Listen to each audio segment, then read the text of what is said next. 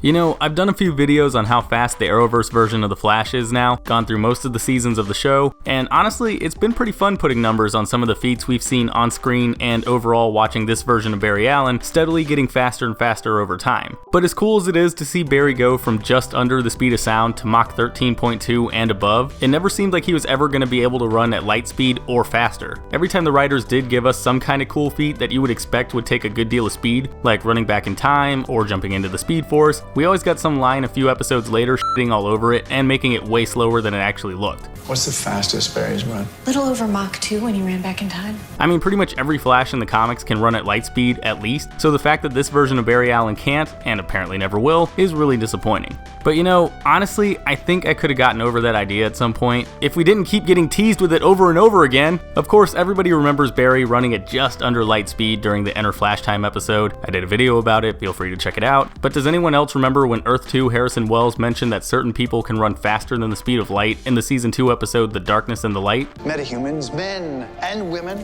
with extraordinary abilities, the ability to soar above buildings, to run faster than the speed of light. Man, for a smart guy, Harry was dead wrong right there. But what if it turns out he wasn't wrong, he was just ahead of his time? See, I was rewatching some Season 4 clips earlier this week, and it seems like we all somehow missed a few seemingly impressive feats that might make Barry a whole lot faster than we ever thought. See, around the start of the Enter Flash Time episode, we saw Barry training and trying to run fast enough to make it through a breach generated by Cisco. Of course, he never actually makes it, but look, he gets really close. And that's super impressive considering how Iris mentions that it would take around 3 picoseconds for a breach to fully close. A breach closes in 3 picoseconds. So how fast would Barry have to be to reach one of these breaches in that time? Well, if we use Cisco as a scale, we can see that the distance from the edge of the screen, which if you can see the doorway right here also happens to be where the edge of this ramp is, to the breach is about 3/4 of a Cisco long, meaning the lowball distance Barry could have moved to get to this point was about 1.275 meters. And as mentioned earlier, we know that a breach closes in about 3 picoseconds. But as I mentioned earlier, we can see that Barry clearly reaches it sooner than that, just before the breach actually closes. So I think we can safely estimate that he made it in about 2 picoseconds. Running a little over a meter in about 2 picoseconds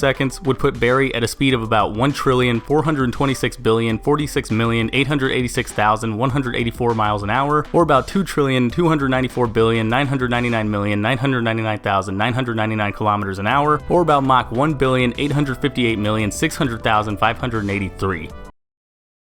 Holy shit.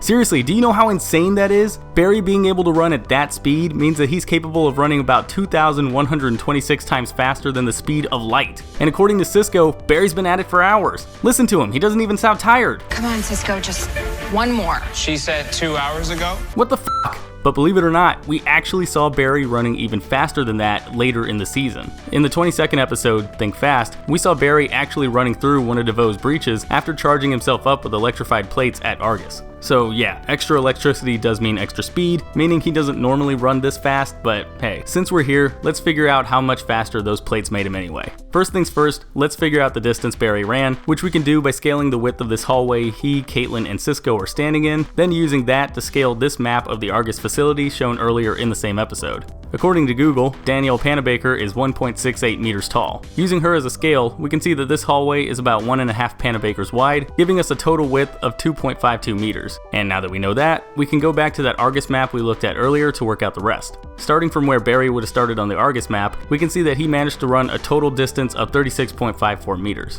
Now let's work out the time. But wait a minute, comics, didn't you already say that breaches close in about 3 picoseconds? Couldn't we just use that to work out how long it took Barry to get to the breach? Well, normally, yeah, but we need to do a little extra math because of one word: flash time. Remember, Barry, Cisco, and Caitlin were all moving in flash time so they could both catch DeVoe and rescue these Argus agents. And considering how Barry doesn't even start running till well after DeVoe's breach starts to close, I'm guessing we'll have at least a little bit of stuff to work out. So let's get to work.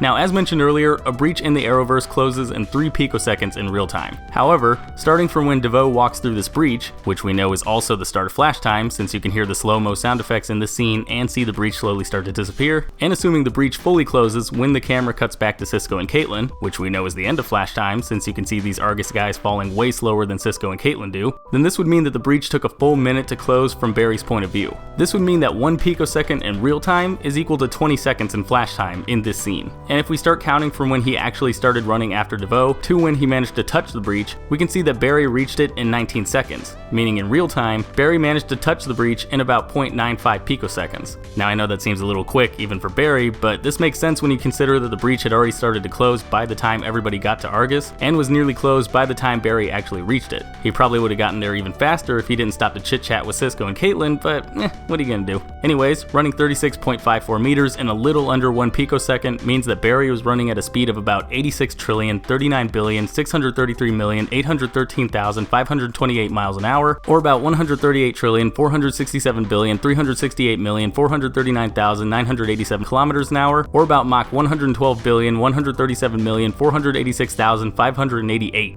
That means those plates made Barry about 60 times faster than when he was running around in the speed lab, or about 128,302 times faster than the speed of light. Holy shit! Seriously, how have we never seen Barry running this fast ever again? Well, I mean, I guess because he hasn't really been dealing with any speedster villains recently, and everybody on Team Flash hasn't really seemed all that bright in recent seasons, but who cares? You'd think he could use some of this speed against Cicada? Just have Killer Frost knock his dagger out of the way and race him into a special cell or something. And just think about what this means for some of the other speedsters out there. I already covered how Eobard Thawne's speed is directly connected to Barry's, meaning he can run as fast as Barry can, so does that mean that whatever version of Eobard this is can run faster than light? And what about Godspeed? We already know that Godspeed is going to be introduced on the show later this season, so is he even going to be able to give Barry any kind of trouble at this point? Honestly, I'm just hoping we can see Barry running at light speed again at some point in the future. If Season 1 Eobard said he could run at whatever speed he wanted in some version of the future, There is no limit to how strong you will get or how fast you will go. then I don't see any reason why this Barry couldn't do the same thing eventually if he wanted to. But anyways guys, that's my take on the CW's version of the Flash being able to reach light speed. If you guys agreed with anything I said in this video, or if you have your own calculations you want to throw out there, then go ahead and let me know in the comments down below. Otherwise, I will see you all next time.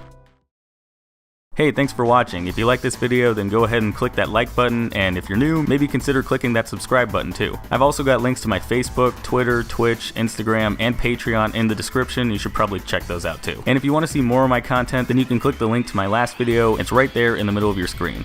Alright, and I will see you all next time.